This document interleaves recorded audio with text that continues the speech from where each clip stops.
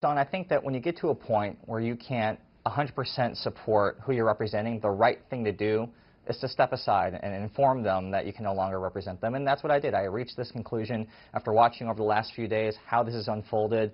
I personally felt that Breitbart hadn't adequately supported Michelle Fields, one of their own reporters, through this whole ordeal.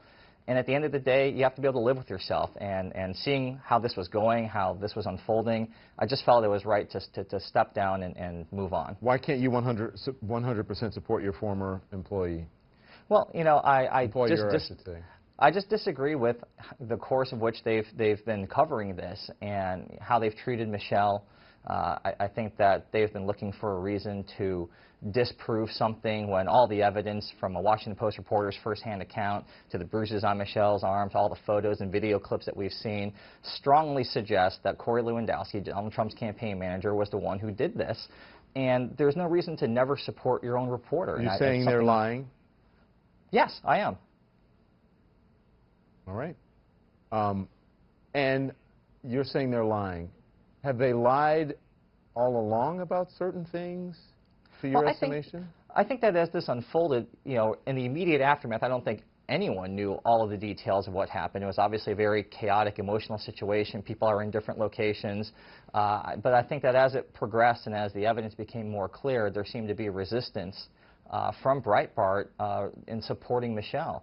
And it's just something I just couldn't understand. I certainly don't agree with it. And again, I think for me, the right thing to do was to try to you know, extricate myself from a situation that I just didn't feel comfortable with anymore. Mr. Bardella, why would they not support her and support the Trump version of the story?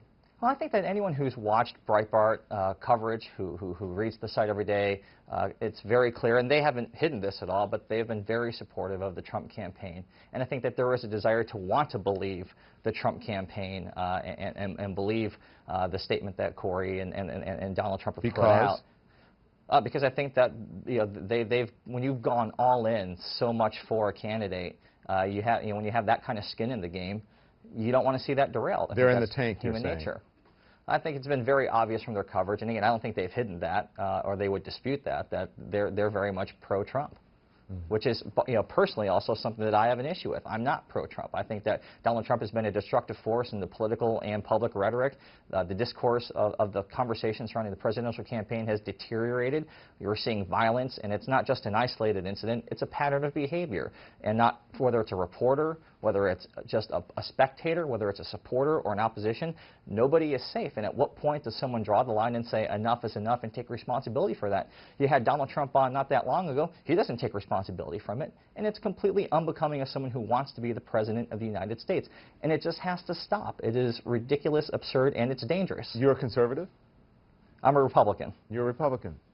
And you're saying this about the person who is likely to be your nominee. Donald Trump makes me embarrassed to say that I'm a Republican, and I know a lot of people who don't feel this way. He is not representative or indicative of how a lot of Republicans feel.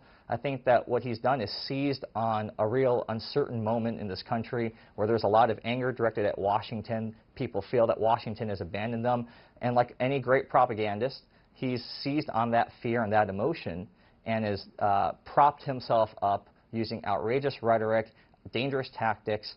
And unfortunately, there are people who are aligning with that. Yeah. But I think overall in this country, the majority of people and Americans do not believe that this is the right course for our country. I think that's the first time that I've ever been speechless on television, because usually when I ask people a direct question, they don't answer directly. And when I said, are they lying, you said yes. I'm like, where do I go from there? He answered honestly. Thank you, Kurt Bardella.